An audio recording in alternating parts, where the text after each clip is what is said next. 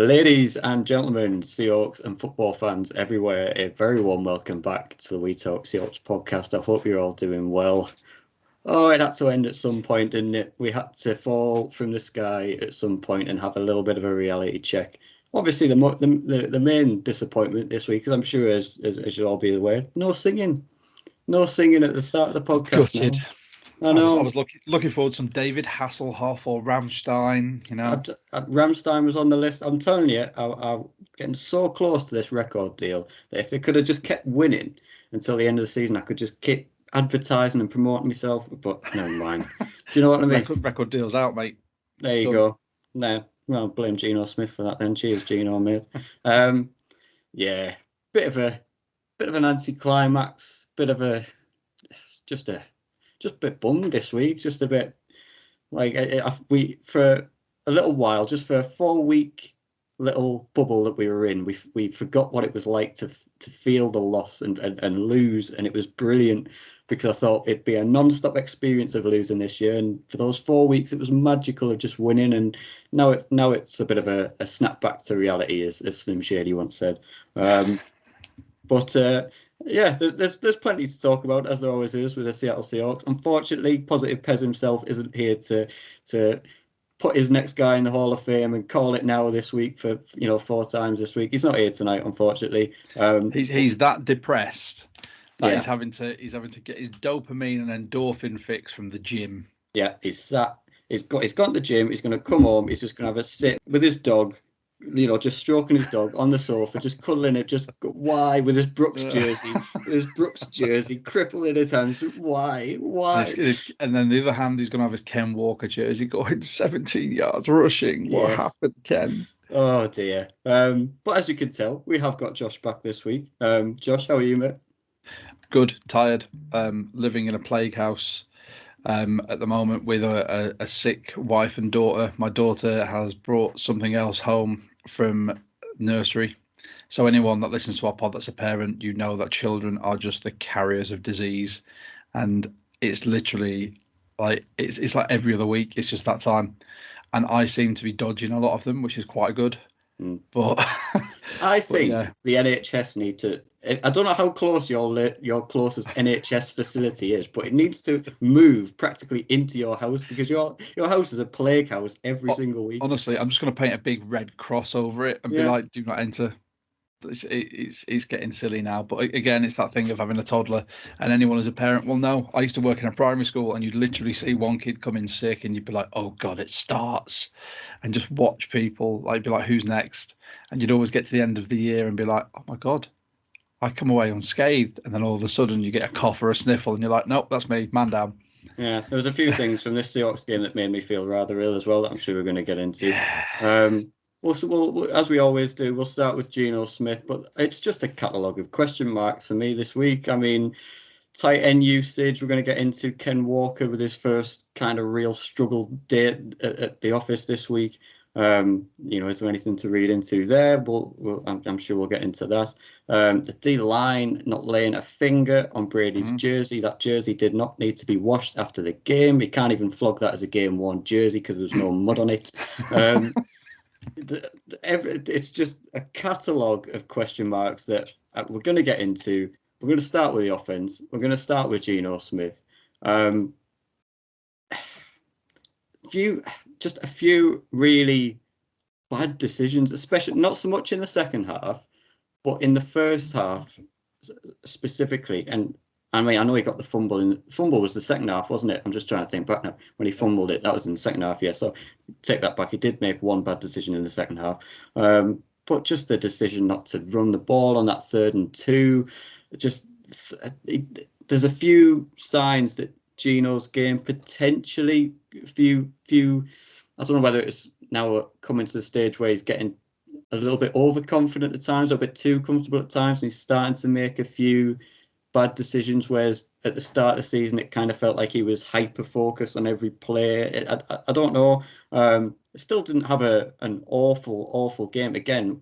And yet he never does when you read the stat line. I mean, 23 for 33, 275 yards, 2 touchdowns. By the way, I'm sure he throws for 275 yards every single week. Isn't it He's consistent. Yeah, isn't it 275 yards every bloody week that he throws for?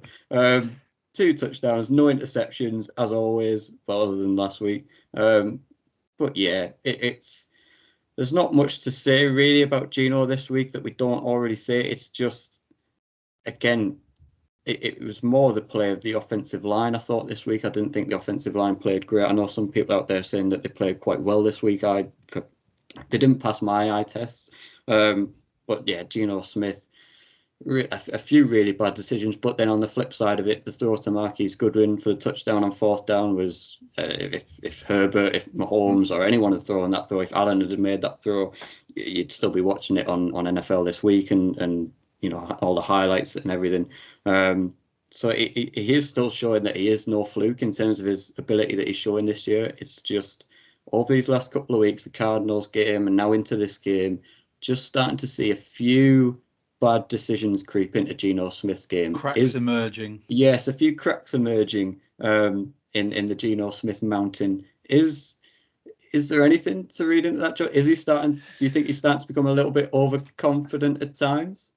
I don't know. I think like I don't know if it was just me because like with this game, I'm always wary when you play Brady because as much as he can be on a seeming downturn, he is Brady. You know, he's the GOAT.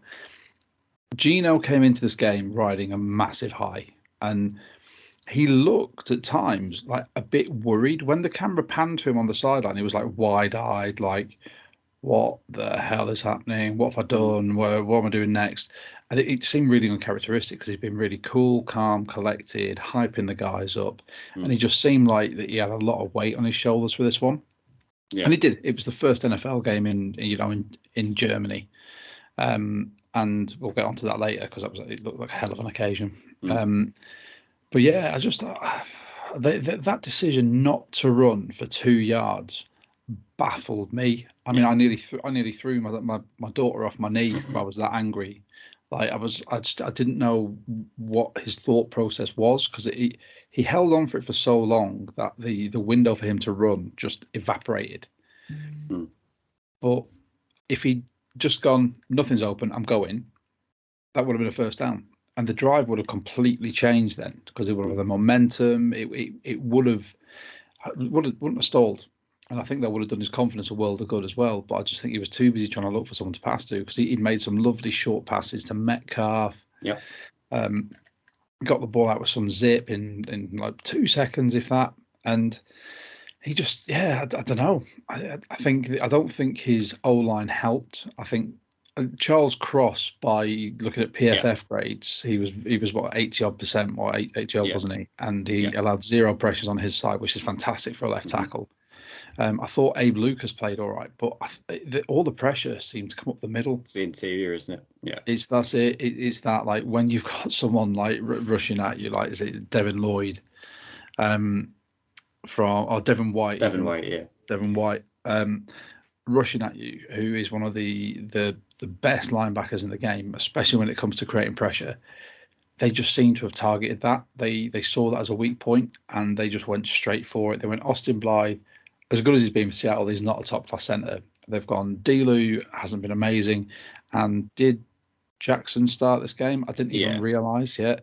So Jackson's been off his game, and Phil Haynes just isn't that level of guard. And I think they exploited it. I mean, they got to Geno 3 times, and they were all like drive stalling ones because wasn't one of them for over 10 yards. Yeah, the sack. Yeah, which I think again comes back to Geno potentially taking sacks where he doesn't need to. I think he could have helped out his offensive line a bit at certain times. Like I think there was one down in the red zone. Well, the fumble especially. I know it wasn't a sack, but the fumble. I didn't get the play call to start with, but then just throw that out the back of the end zone, like and just go. It wasn't 4th down. It wasn't even third. It was 2nd down. I didn't get the play design, but it is what it was. It happens. You could see it was busted.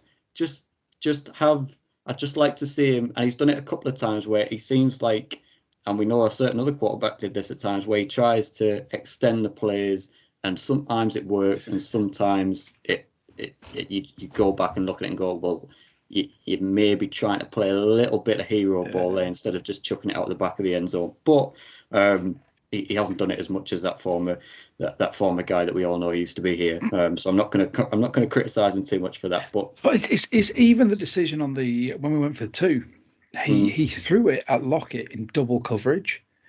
Like the window was like puckered arsehole. Yeah. It was that small, and I don't get why he thought about throwing it there.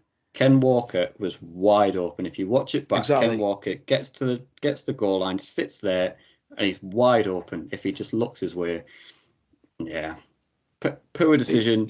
But yeah. I think put it this way: our offense this week, when Michael Dixon is your best, and I suppose the defense as well, but when Michael Dixon is probably your best player in a certain week, or when your punter in general, for any fans of any team, when your punter in general is your best player that week, you know something's probably not gone quite right on both sides of the ball. But the thing that really frustrated me and confused me the most was the tight end usage. We all have seen this year the borderline unstoppableness of our 13 personnel with Disley, Parkinson, and Fant. And I correct me if I'm wrong, but I can't recall a single tight end catching a ball in the first half. They might have caught one. Fant or Disley might have caught one, but I can't remember them doing it. For me, it seemed like, and it was the very first drive to start the third quarter. You went to Disley twice in a row, started hitting Fant, and it's like, well, yeah, here it is. Now we're moving the ball. And it's like, why did we not call a single one in the entire first half? All it seemed like was it's either going to Metcalf or it's a handoff to Walker, and there's no real in between. It was a real head scratcher in terms of our offense was stalling. We weren't putting points on the board, and yet our biggest weapon all year has been the tight ends and the 13 personnel, and it's like we just forgot like just left it on the plane, left it at SeaTac. You know what I mean? I didn't get it. I think it was just bad play calling for that first half, especially. It was just we didn't read the defense. We didn't revert back to what we knew we could run with. We were trying to outsmart them rather than outplay them. I mean, as you said, like when you look at our 13 personnel packages, you've got those 3 tight ends, all of which offer a different skill set, all of which have been exceptional targets for Geno. They've been great releases for him, but yet we didn't use them, and it baffled me watching that first half, because all I could think was, if you play those 3 tight ends, there is going to be at least one of them open. Yeah, at least. Yep. And we didn't see it. I think the play call, I don't know if the occasion, I said this again, the occasion was too big, and we tried to outsmart them in some way or what, but the play calling just seemed really off on both sides of the ball in that first half. And I'd love to know why, if it was a predestined game plan, or it was the books had turned up and done something that we didn't expect, so we had to revert like slowly back into a different game plan. I need to rewatch it again, but it just, that first half was so frustrating to watch. Just the inconsistency of ball, the stuttering play, not being able to get the run game going, the lack of tight end usage. I mean, this goes on. 6 collective receptions across all 3 of the tight ends against the Bucs. I mean, it's like we said, just really, really strange when you know how big of a part of our offense and our entire game plan those tight ends are this year under Shane Waldron. Like I said on this podcast, Shane Waldron, former tight ends coach, knows all about them, has really brought to life these tight ends in Seattle this year.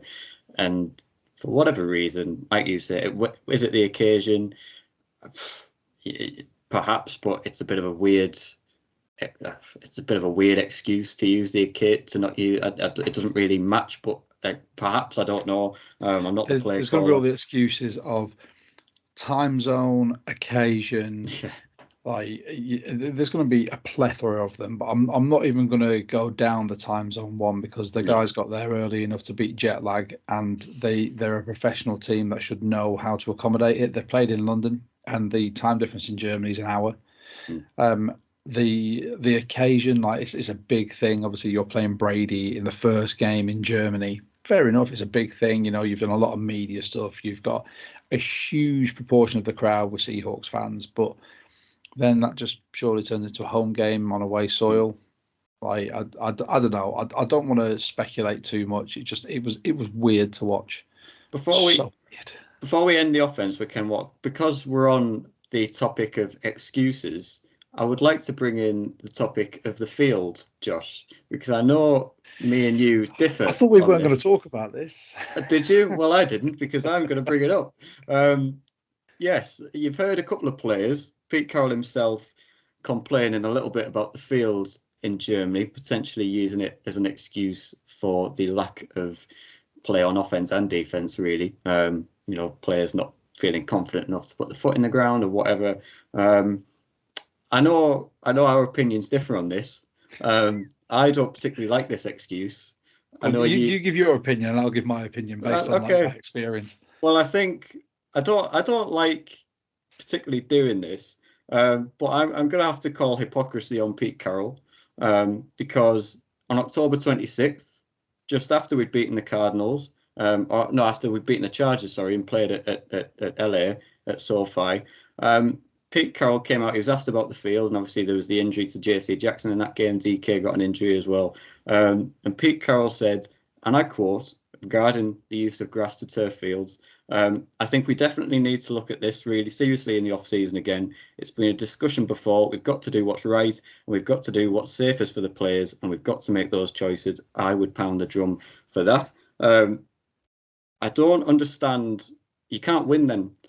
For me, I look at this excuse and the players complaining about the grass fields and all that stuff, and you can't play on air, you can't play on sand. You've got to play on something. It's a grass field. It's Bayern Munich's field.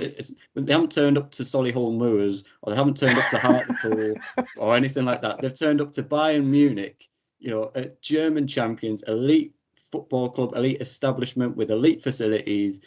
That it's the same as Wembley. It's put it this way because I'm going to put it into your terms now, Josh, because it's something that you'll get as well. I don't see, and I'm not a massive, massive, massive rugby fan, right? But I don't see the players during the Six Nations complain about the field. I never hear it as an excuse in rugby.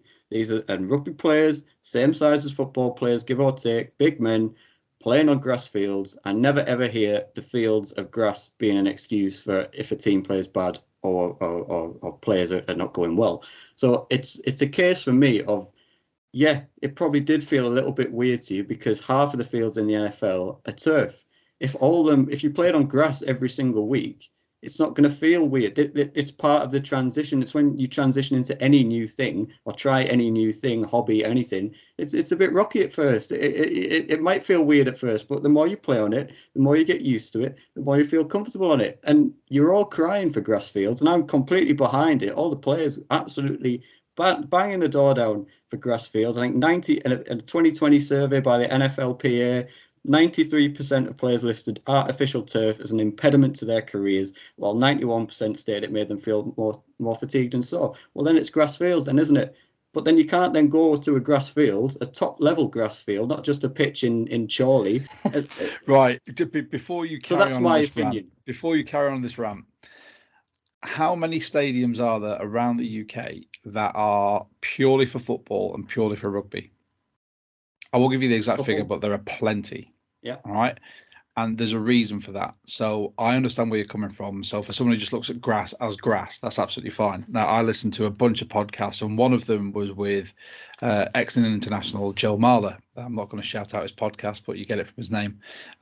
He interviewed a guy who is a groundsman, turf technician, and he specified that there are different types of turf that you use for different types of sports. So he does golf, and he uses a certain type.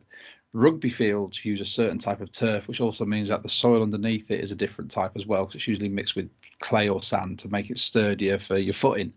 Football fields don't use that. And this is when you go and watch the NFL at Wembley, you will see that there's a lot of slips, and that's because it's a football field. Completely different type of grass. I mean, I've played on grass specific for rugby. I've played on these 3G turf pitches, which are awful. And I've played on football pitches when a rugby pitch hasn't been available, and just stick some posts up on a football pitch, and you can tell the difference. The movement on a football pitch is purely used for that flat skimming surface for the ball. It's less so for you sticking your foot in the ground to turn. It's more fleet-footed, slim athletes. When you've got someone who's 200 odd pounds who's sticking his foot in the ground to try and move another direction, that ground just goes. I've been in scrums where we've had to keep moving it because you just keep slipping. You can't get any purchase. My honest answer for this, and I appreciate where you're coming from with grass is grass, but anyone who listens who knows anything about grass, it's not. It's very, very different. And on the surface of it, it's green. It's all the same, but it's not. It's what's underneath and the type of grass you use, which I was educated listening to Joe Marler's podcast because I just thought, oh, okay, it makes sense. But also, you've got the fact that the equipment manager should have gone out there and tested it in various boots with cleats with various studs. And once he'd gone, you can't get away with molded cleats. You need to have cleats with metal studs that should be like an inch long to get purchased. That should have been, they should have gone out en masse and just bought a load of studs to screw into the bottom of these cleats. Yep. Or he should have had them there anyway. And also, when it comes to this whole grass versus turf argument, I think Murrayfield, the home of Scottish rugby, they have a hybrid. So it is grass with turf weaved into it. So it's more hard wearing. So you still get the element of playing on grass, but it doesn't tear up as much. And I think that is the way the NFL need to look at it. They need to go, right, everyone wants grass, but grass costs millions to upkeep on a pitch. However, if we get this hybrid pitch in for all the stadiums, it means that they can have grass, which will be nice and soft, but they've also got the hard weariness of turf, which means that the money on upkeep isn't going to be too much for each franchise. I'm all over that. I agree with what you say when it comes to grass. The fact that it's a football pitch they were playing on, the equipment manager should have gone, it's a football pitch. This is what it's going to be like. Yeah. And that was what frustrated me, because in the second half, the commentary said, oh, all the Seahawks players have changed their cleats, including, it was just after a Ken Walker run. And I was there going, and so they should have done, because it was pretty evident after that first quarter that the cleats they were wearing weren't working. Ken Walker could not cut anything apart from the grass.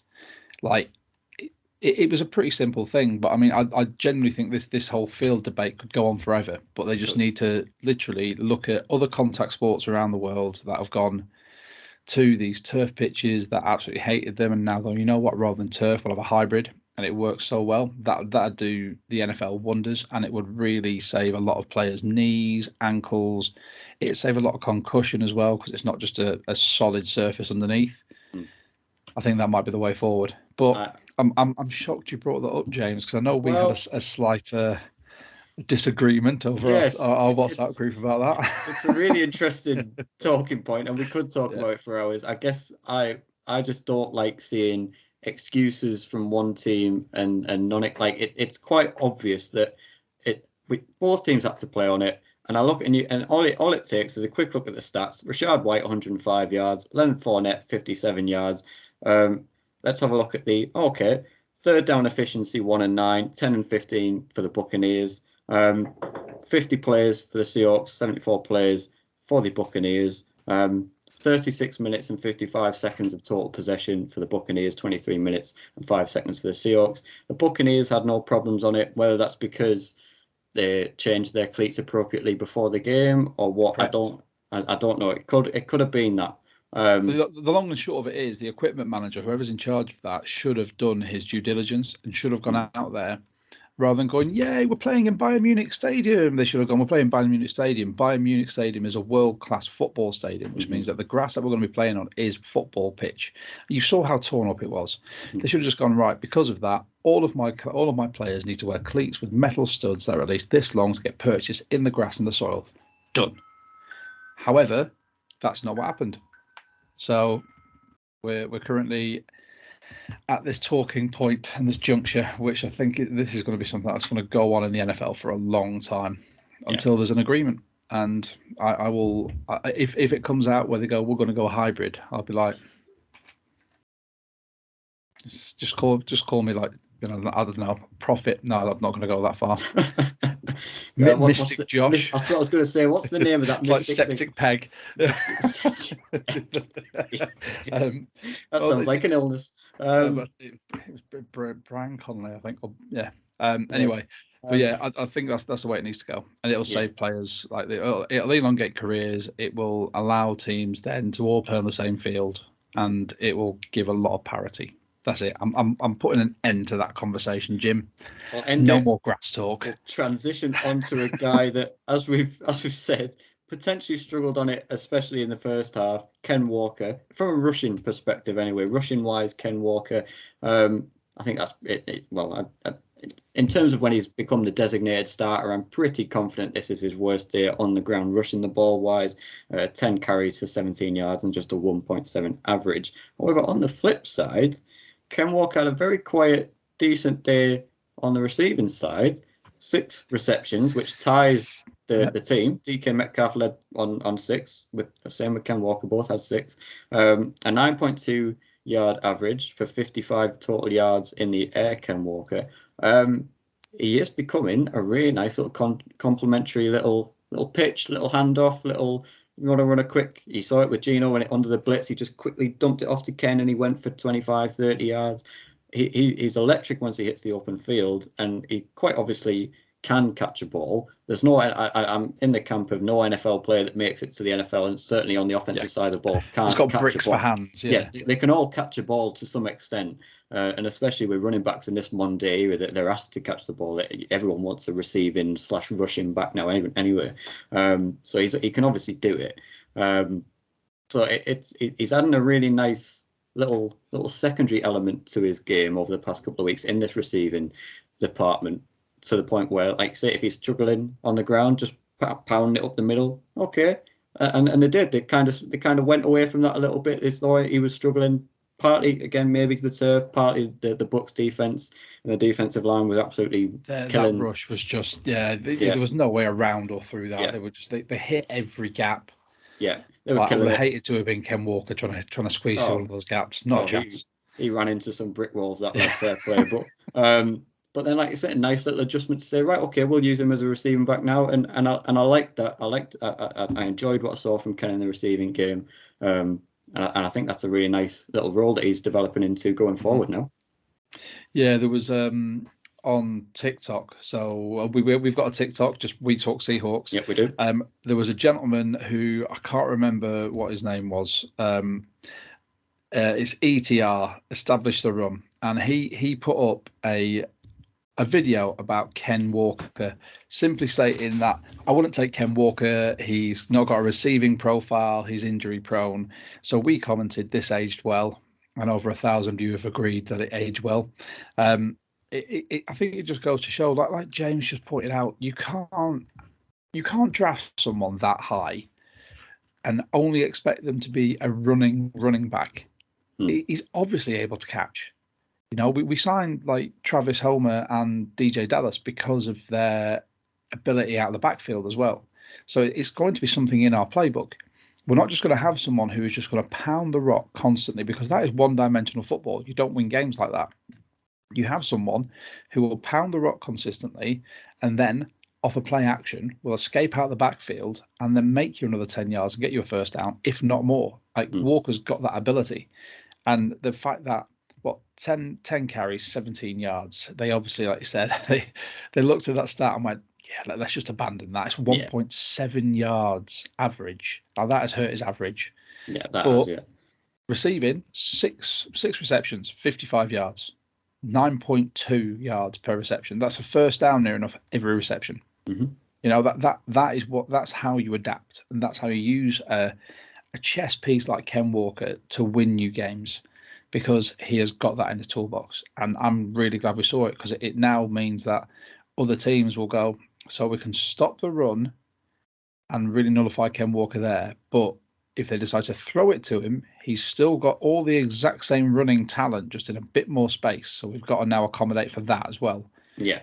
Again, I said it on the last pod I was on. Obviously, wasn't here last week. but it's all about having a team or an offense with a pick your poison offense. Who is it who's going to get the ball? And it keeps the defense guessing, and you'll always find a gap in that defense. And having Ken Walker as a receiving running back, it's just going to do that now. Absolutely. Like I say, it's just a perfect little get out option, get out of jail free card when certain things aren't working that you want to do with Ken Walker. And that isn't going to happen many times this year, by the way. Ken Walker isn't going to struggle running the ball up the middle many times this year, but it did this week, unfortunately. But when it isn't, and even when it is, just to dice him up even more, nice little receiving back now, another element to the game. That lad just keeps putting feathers in his cap, and we're here all the way for it. Any further words on the offense before we have a little blessed CBD ad break and get to the defense? Stuttering, unfocused, aching to watch. It generally hurt my bones to watch that first half. It hurt my mother's ears as well, I must say, because when Geno Smith, because I feel a little bit bad because obviously we didn't get the chance to go out to Germany, so my mum put a little Sunday party together. Do you have currywurst and cookies? No, we just had like a big sort of like pommes mit mayo. No, it's nothing German, so it wasn't that much of a party really. It wasn't really on theme. We just bought a load of sweets, a load of beers and stuff, and just all sat around as a family and watched it. It was a decent Sunday until your boy here went into the deepest, darkest recesses of the English swearing dictionary, the full complement of the language. Now disowned, lives in a shed. I'm sure it was on that 3rd and 2. I think I said something that contained C, N, and T. I'm not going to say it on this podcast, but that you can't do that. Yes, that got me a bit of a telling off. Yeah, okay. And then I think I responded to some way that, if you don't like it, you know where the door is. They didn't, because they're happy with the sweets and the beer and the but fair enough. But yeah, just really, really frustrating offensive wise again, especially the first half, because I think pretty much in the second half, I think Geno Smith was like 17 for 23 and 200 odd yards, and the 2 touchdowns, obviously polar opposite, wasn't it? Polar opposite. I mean, we'll get to it, but it was like the NFL's version of Harvey Two-Face from Batman.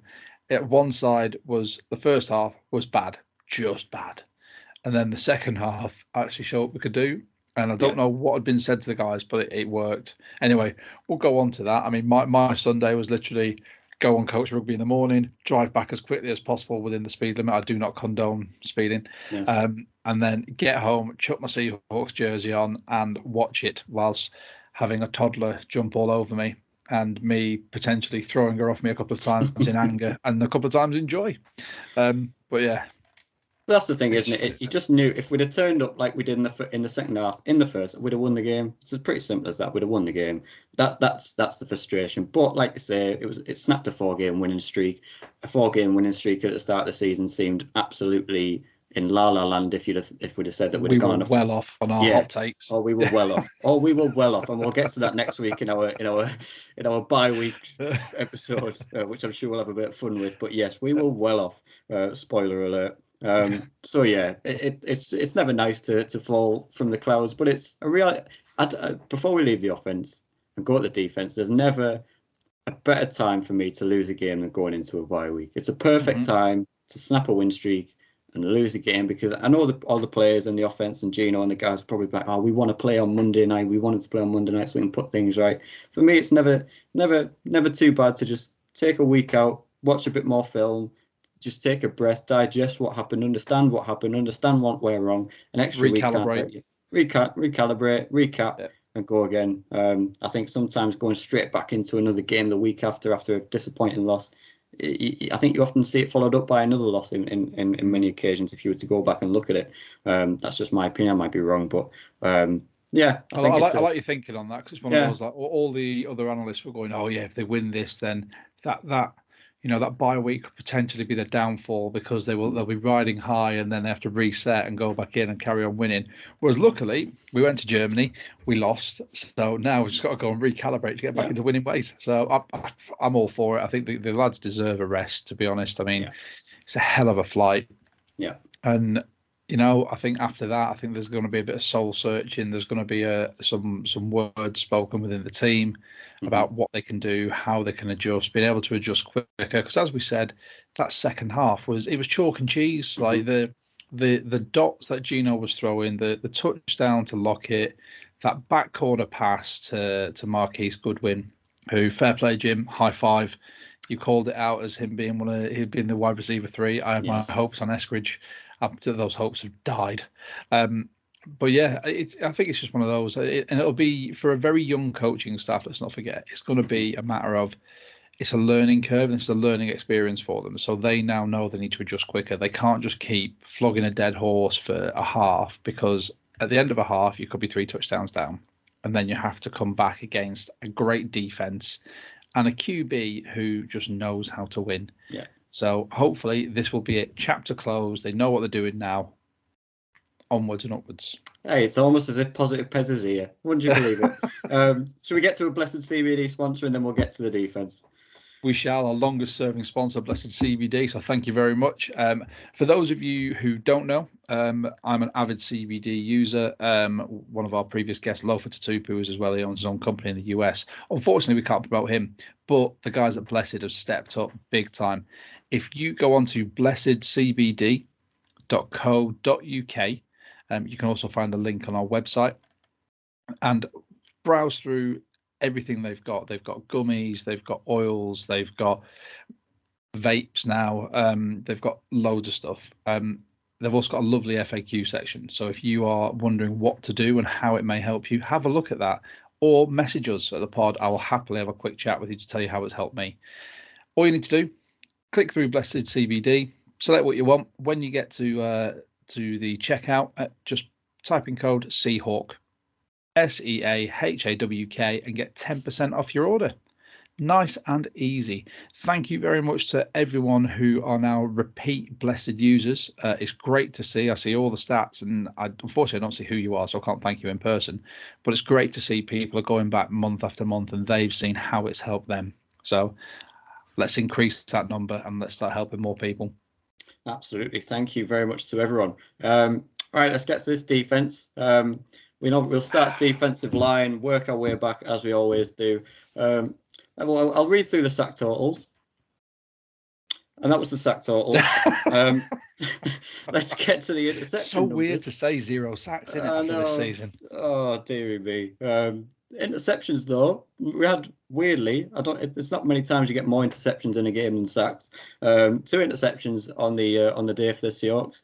Tariq Woolen, just again, as the kid does, just standard. Yeah. Cody Barton. Can we just go back to Tariq Woolen's one, because we posted a picture on our Instagram. Again, we talk Seahawks weirdly, and when you look at how high he leaped, I don't know whether that's because Brady was lying down, but that boy has got hops. Like he must have been up at least 9-10 foot in the air to catch that ball. Oh. Like, and fair play to Brady, he took that one on the chin. And he said, if I hadn't fallen down, I would have taken it off him like Randy Moss and running for a touchdown. I mossed him. Fair play. But I mean, you can have that sense of humour when you are the GOAT. Yes. But yeah, Tariq Woolen just continues to impress, doesn't he? He impresses me. Hang that picture of Tariq Woolen picking that ball off with Tom Brady on his ass. Hang it in the Louvre. You could have hung it on somewhere that I won't tell you when I was watching it. But I'll tell you something. That lad. Yeah, as Pez always says, I am calling it right now. Hall of Fame, bucket, 5 interceptions. He's still on track for Richard Sherman's record, and I'm sure we'll get into him in more depth in a minute. But let's start with this defensive line. Sorry, just as well, quick shout out, because you were talking about him and I spoke over you. Cody Barton. There you go. I'll leave it at that. You didn't have to. Well, it was a good pick. It was a good pick. Yeah, it was a good pick. Like that was his, because he was an ex-safety at college, wasn't he? He was a Utah. And that was purely just a safety's vision to see where that ball was going, and he just hopped up, caught the ball, and then I think he was as surprised as everyone else really when he got away with the interception. Brooksy could have had one or two as well. Just talking about the linebacker. Yeah. Well, he dropped one or two that I remember. Well, I don't know about drop, but we're in the realm of potential catchability, if you know what I mean. So that was disappointing because I was still waiting for his first pick this year. But yeah, this D-line, no sacks. And the thing that frustrated me the most that I've got in my notes is, and I don't know if anyone else picked up on this, but I'd imagine you will have done, is just the idea of rushing 4 all game, practically until it was in like really like 3rd and 1 or 4th and whatever, like short yardage situations. On the first down situations, on the second down situation, it was just constant rushing 4, rushing 4. And I get that in the first half. If you just want to rush 4 in the first half, get to half time, and then you think, okay, they'll reevaluate, as we always say, make adjustments, go over what's not happening, D-line talk to each other, communicate and say, right, we're rushing 4, we're not laid a finger on him. Something needs to be done about this. Communicate with Clint Hurt. Come out second half. Okay, we'll start seeing a bit more blitzing. Maybe rushing 5.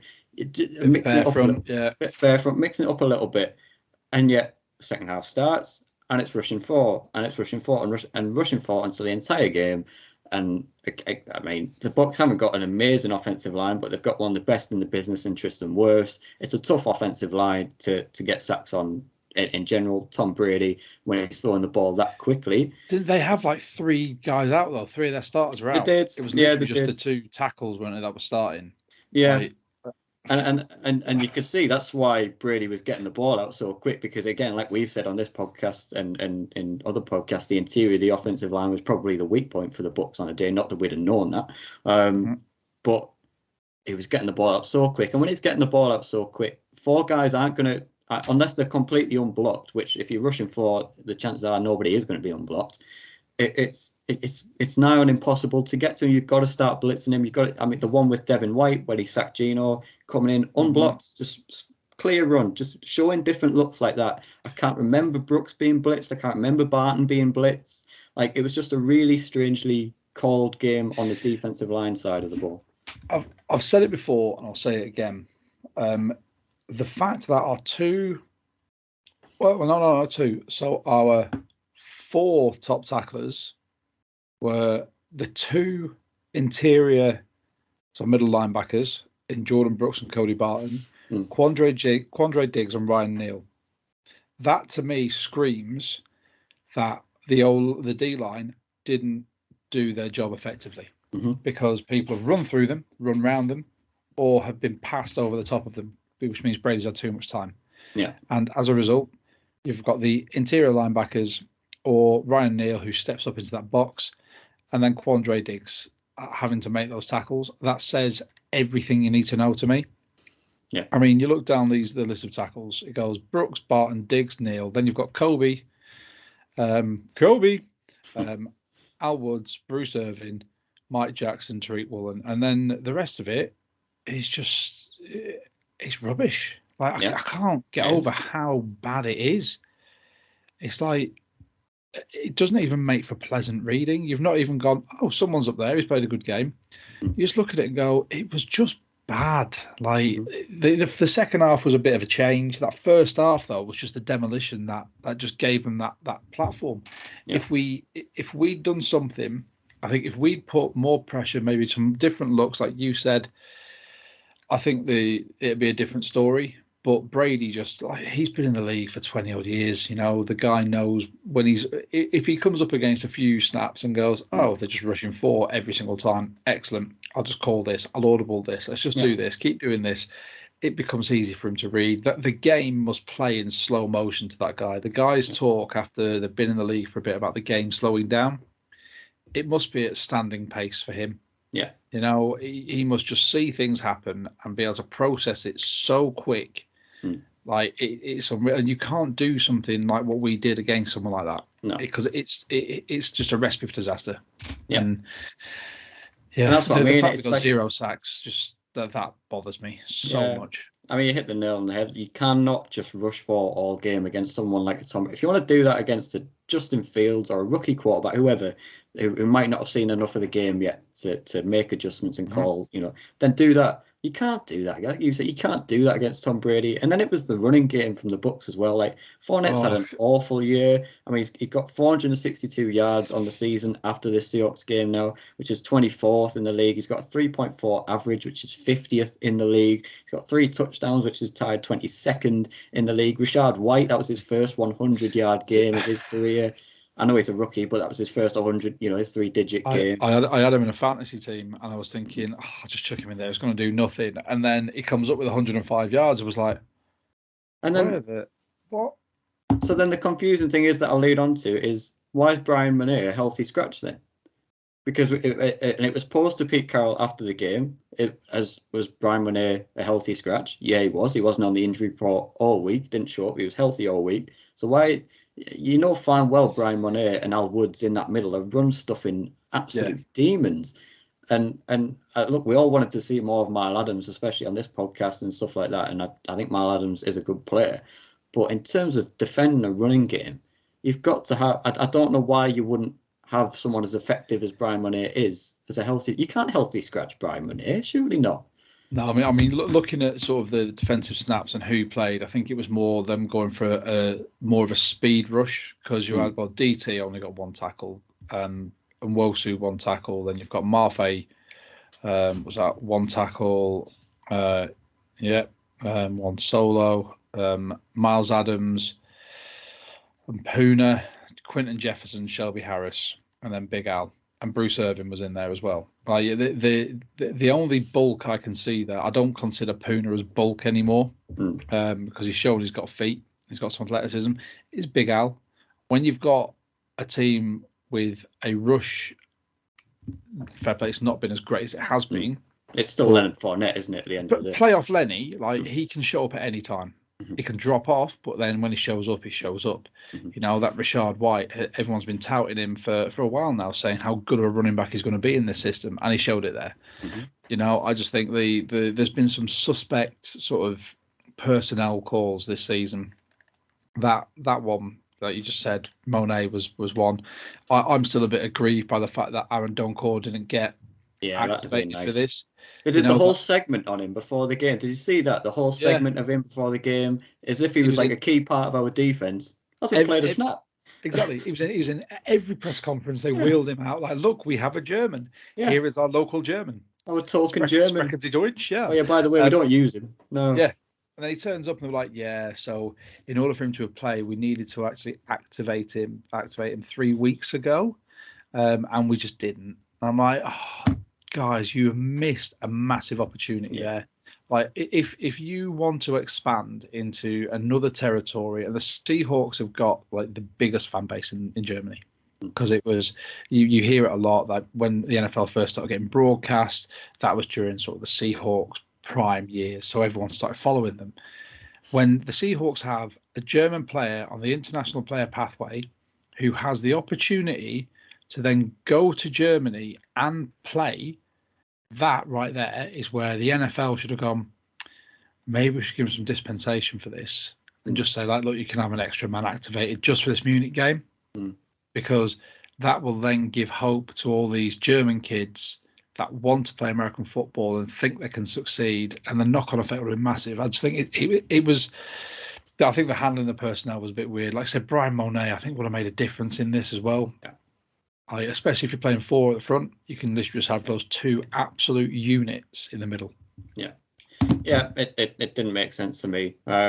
We'll touch on them slightly. Let's go to the linebackers then before we head to the secondary. For me, I think these were probably the 2 best players maybe on the defense, Cody Barton and Jordan Brooks. Other than Tariq Woolen obviously getting the interception, but Jordan Brooks is going to listen to this and be like, yeah. But like I say, it depends how you look at it. I mean, Jordan Brooks leading the team with 11 tackles, 3 assists, and then Cody Barton was second with 8 and 1 assist. So both the linebackers leading the team on tackles. Look at that, whichever way you want. But obviously Cody gets the interception. It was a great interception, fair play to him, read it really well. I thought John Brooks, he was a lot better in pass cut. There was a few times where he was really on it in pass cut, like that broken up one. I think was it to Goodwin or something in the first half where he nearly picked it, and then he nearly picked it again off Brady, and it was just kind of like he batted it down and then realised, oh, I probably could have intercepted it, a bit like Tariq's the other week on Hopkins. But yeah, I thought those two, and again, I said it in the Discord last week, and I'll say it quietly on here that okay, I will surrender it to you a little bit that Cody Barton has played better in the last couple of weeks. Better than expected. He has. I will always go back to the well of Cody Barton is a great system player, and you said it as well, in small doses. Mm-hmm. Give him one job. Say, Cody, your job is to be in coverage. Cody, your job is to get after the QB. Mm-hmm. Not Cody, these are the options you've got. Go and make that decision out on the field, because he's proven that he just gets confused. Like there's so many highlights of him just being stood in buttfuck nowhere. Yeah. Like not having a clue where the ball is. Like I think there was a touchdown the other week where he cut in to try and block an interior rush. And he wasn't even looking at the running back. He just ran all the way around him, and you just see Cody slowly turn his head in one of those no moments. Just give him one job. If he's in open field, maybe not like close to the goal line. Just that if you're going to give him one job, like look, just look after the running back, fine. But in open field, just say, Cody, on this snap, go after the QB. On this snap, go after the running back. On this snap, stand in the middle of the field and just make sure nothing gets past there, which is what happened here. He literally just stood there, waited for that ball, picked it nicely, and it worked. And fair play, props to him, because he gets a lot of flack from us and a lot of other people. If that can be his job, if that's what he goes, look, I'm a blunt object. You tell me what to do and I'll do it. Give me one job and I will excel at it. Fine. Jordan Brooks, on the other hand, exceptional at the moment. He's everywhere. His sideline to sideline speed to get after someone is ridiculous. I mean, what he had pass defense, he had a tackle for loss as well. The guy is just he's improving more and more. But then again, when you have to make that many tackles, you've got to improve. Yeah. It's improvement through repetition, and he gets a lot of repetition of what he's got to do. In my opinion, JB is the incumbent middle linebacker for us for a long time, and he will drag Cody Barton with him for as long as needs be. Yeah. But I think he was exceptional. I think he every single game. It's very rare that I say Brooks had a bad game, and he just continues. He just doesn't, and thankfully, I think he has come out of the game okay, because he did tweak his ankle, I think, a little bit. Pretty sure he went out and then went back in. He went out, went back in. I thought, oh, there's 56, right? Fine, he's okay then. But it's like you say, I think Cody Barton fit for my money. You see him at his best when he's either spying the quarterback or blitzing through the line of scrimmage, and it's when you've seen him come on the field purely to do that, either to spy the running back or to spy the quarterback or whatever. That's where he's at his best. And you've seen since Bruce Irvin's come in, he's been the more third down, like 3 down kind of guy next to Brooksy, and Barton's coming on these sub packages when you think they're going to call a certain type of player. And Barton was again in that kind of role for the Bucs game. And you're seeing it worked. He's not good enough to be on a 3 down linebacker, and that's okay. He's good enough to be a sub package linebacker, and there's value to that, and you're seeing it. And that's where my frustrations always have lied with Cody Barton, is that maybe I guess then this is a bit of a pennies drop kind of moment. Maybe my issue has never been with Cody Barton. Maybe it's just been that the fact that the Seahawks have continuously put him in as a 3 down linebacker. Do you know what I mean? Maybe I haven't got that much of an issue with Cody Barton. It's right. So in coaching, you will, and this is me putting my coaching hat on now, you will always inherit a team or players that don't necessarily fit what you want to do. A good coach will take those players, utilize their skill set, utilize their expertise, and he will adopt or adapt for them to fit into the game plan. And this is what Clint Hurt needs to do with Cody Barton, because Cody Barton, this is this contract year for Barton, isn't it? Yeah. So if he wants to keep him, he needs to then go, right, what do you excel at? What are you good at? One job, Cody. Perfect. Put him in on a third down to blitz. Put him in on a second down and say, look, just stay in the middle, cover that field. Mm-hmm. Absolutely fine. Don't put him in every down and go, right, so you need to either cover, pick up one of the tight ends that are running in the middle, or if you spot a gap, blitz it, or look for the running back, because his brain just goes, yeah, what? And that's not me like berating him, because professional athlete, top of the sport, it's going to be a lot to process. It takes a special kind of player to process. And if you're not special on that, that level, that level below, then you just need to have it simplified a little bit, and you will excel with the simplification. I've had to do it throughout all my coaching career with people that haven't fit into my thing, but I go, you know what? You're a great tackler. I'm going to put you in this position. You're, great under a high ball. I'm going to put you in this position, and you adapt. And I think that's what we need to do. And like I said, I think your frustration is not necessarily Cody Barton. I think it's more how it's been used by the coaching staff. Yeah, I think the penny's been It's like a therapy session, isn't it? It's like I like you work through your anger. Yeah. Well, I'm going to need a lie down after this. Right. I'm probably going to need a lie down after we've talked about these cornerbacks from this week, aside from Tariq Woolen, because I mean, look, Mike Evans, 5 receptions for 54 yards and no touchdowns. I think Tariq Woolen did his job on Mike Evans pretty well, as we talked about in the last podcast, would be his biggest test. I think he's passed it this week. Chris Godwin, on the other hand, 6 receptions, 71 yards, 1 touchdown. Didn't quite handle him as well as we could have done. And obviously Julio Jones had an okay game as well, 53 yards and the 1 touchdown. It would be us that Julio scores that TD against, wouldn't it? He's done nothing. And it would be, because I swear that's the exact same touchdown that DeAndre Hopkins scored against us last week. Was that not just a carbon copy of the DeAndre Hopkins across the middle? Coverage was blown. The guy, whoever should have been tracking Hopkins, I think it was initially Woolen that was on. Colby.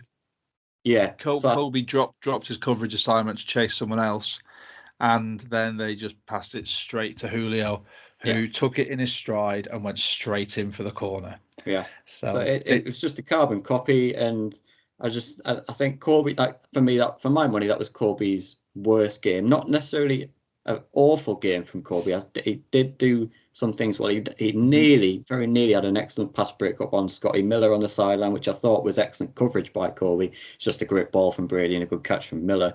But his coverage wasn't awful during the game. Again, I thought his speed, potentially lack of, exploited a little bit, perhaps across that middle a few times. That's my only sort of issue with Colby at the minute. But Mike Jackson for me was the one that stood out like a sore thumb this week. He's played well. I've got to do that every time I say it. I was waiting for it. Good or bad. He stood out past couple of weeks of playing pretty well. Actually, I thought Mike Jackson played pretty well a couple of weeks, but you can tell his skill set is limited, and you will get good play from him certain weeks. But he's also, you can match up against him if you're the other team coming in. You think, where's someone that I can exploit? Mike Jack. Yeah, where's Mike Jack? Let's throw at him. They've figured out Tariq Woolen now. That's not a good idea to throw his way. Right, who's the next one? Mike Jack. I know Trey Brown's coming back now, so this might negate this conversation. But for now, Mike Jack has been the starter, obviously, opposite Tariq Woolen. And I mean, he bought so hard on that Mike Evans fake screen thing. He bought so hard on that. Again, the touchdown was, I think he had something involved with the Scotty Miller over the middle that he somehow jumped and caught it when he could have just caught it and ran in. Genuinely bothers me the fact we've got to mention Scotty Miller so much, because he is just generic receiver on Madden. He is one of those, when you're 7 years into a franchise and the computer starts making up characters for the draft. They're like, oh, look, here is a random receiver from Utah. And you're like, oh, okay, yeah, fine. What's his name? Gerald Smith. Right, cool. That's Scotty Miller. That is all I think of. But then every now and again, he comes up with these games where Brady goes, oh, I've got Scotty Miller. And look, no one's marking him because no one knows who he is. And most of the people go, it's just an NPC. He's not going to do anything. And then, lo and behold, but that catch, the jump to catch was ridiculous. I watched that and I thought, that's just, you're over dramatizing that, mate. Yeah, but you could see Mike Jack was still, he had time to not only pogo stick up in the air to catch it for whatever reason, land, drop it, catch it again, and Mike Jackson was then only looking at him and then started to make his way over there. Like he was still 10 yards away. It was just, there was a couple of plays that I thought Mike Jackson was the one that really stood out as being the one who got exploited this week.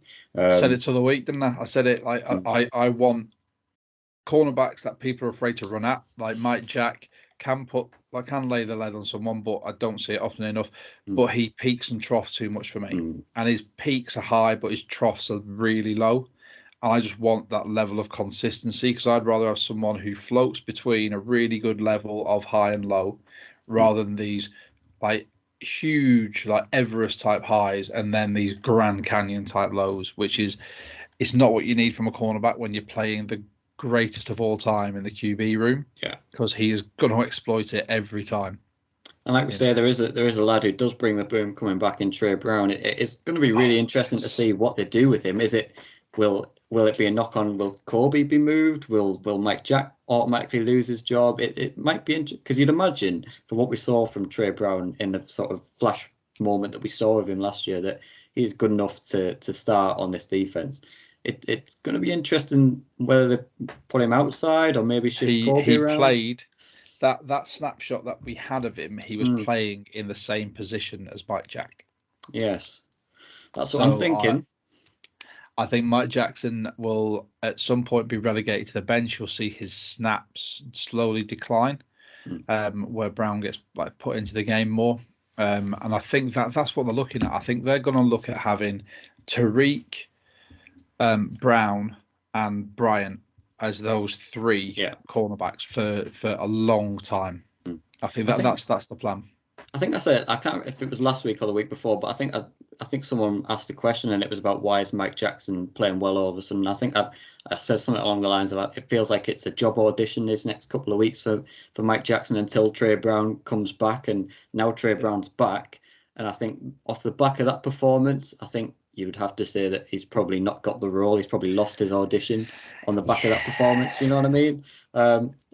He might have a defense in the sense that there are some pretty good receivers on the books. So it's, And also he can be like, look at some of my film from some of these games. Yeah. Like, look what I've done. Look who I've kept quiet. I mean, fair enough. It's going to take time for Brown to get Jackson out of that squad, that starting rotation. But it's inevitable. It's going to happen. I mean, I think we've all sort of come to terms with that. And if you haven't, then you're deluded. Yeah, and I tell you what, you're deluded as we begin to wrap up the podcast. You are deluded if you think that NFL fans in Europe are not the target audience of the NFL. All I want to say is, I know you got into a pretty popular Twitter debate over the weekend about NFL. It went on for a while. Yeah, it went on for a while, got some traction and stuff like that. And people, look, if you have the opinion that NFL fans in Europe either aren't as important or aren't the target audience or whatever, I would just quite like to point you to into the direction of that Munich game. Go and watch that game. Go and watch the atmosphere in Munich after the game, during the game. You would have thought it was the Super Bowl. It was, and I'm going to say it's better than some of the Super Bowl atmospheres that I've seen in recent years within the stands and the fans, because it's just a different kind of fan culture in Europe and outside of America. We do sporting events and supporting your teams in stadiums so differently. We don't just scream and shout. Yeah, we sing in unison. We sing in unison.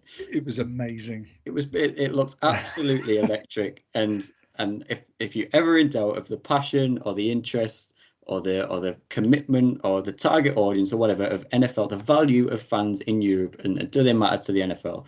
I think they absolutely do, and they've absolutely proven the point. And look, they're going back to Germany. I think they've got another 4 games over the next couple of years. I was hearing on the broadcast that they've officially signed off on between Frankfurt and Munich or whatever. And they're looking at France and Spain as well, aren't they? They're looking at France and Spain, and they're saying that, do you know what? when we're going to these places, the atmosphere is better than a lot of these Yeah. games in America, and it's like, are we missing? Should we move the entire sport? I'm not saying that, of course. I'm No, not no, saying no, that. good God, no, don't. Yeah, That person on Twitter will just come after us. no, So for those of you who don't know, so on Twitter I'm at Josh. I've changed my name actually. I believe now I am Josh underscore We Talk. there you There you go. go. Getting the brand in because WTS was taken. Um, but I posted a tweet the other week, basically saying that I'd heard a lot a lot of American fans complaining. I'm pretty sure Jim might be able to get that tweet up at some point for our YouTube viewers.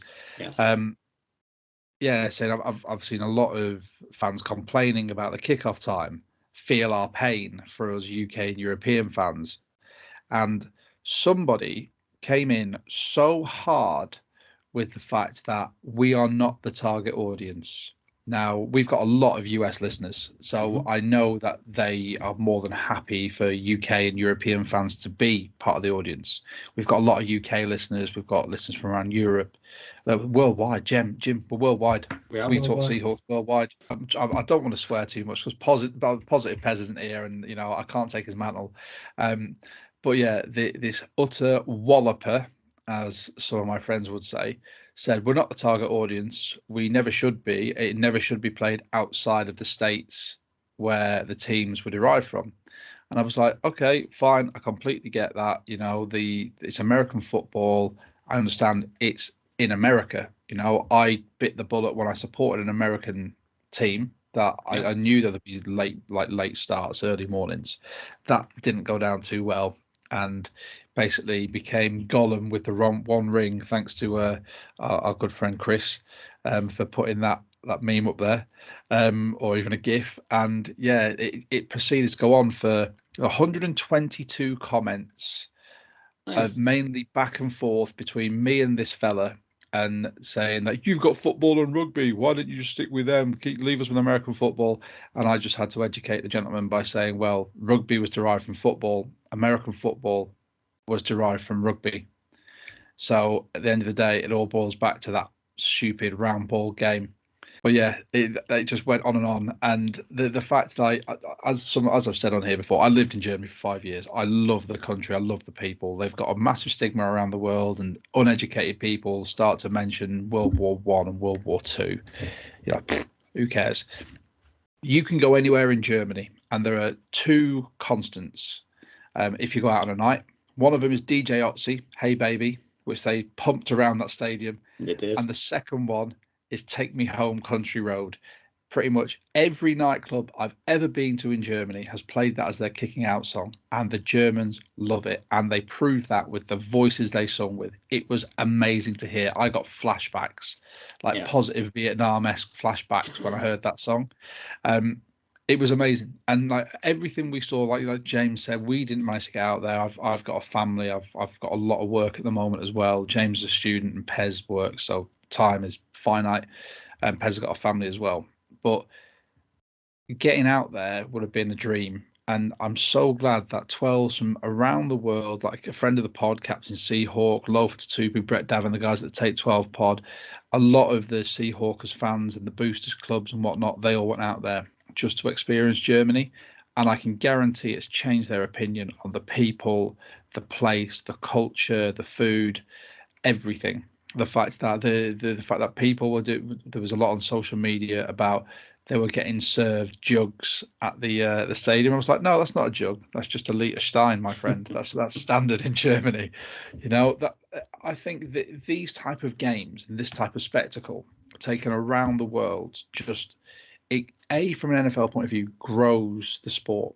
From a Hmm. team point of view, it grows the fan base.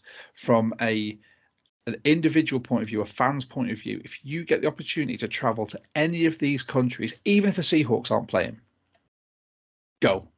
Yeah. Just go. Expand your horizons, because when you are in the States, it is a microcosm of a sporting culture.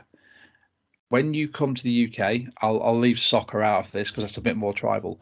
But when you come to the UK, especially if you go to a rugby match, you will have one of the best times of your life, because it doesn't matter if you're sat with your team, or you're sat next to someone else, you'll sing the same songs, you'll drink the same beer, you'll have the same crack, and it goes the exact same anywhere. I would love them to put an NFL game on in Dublin.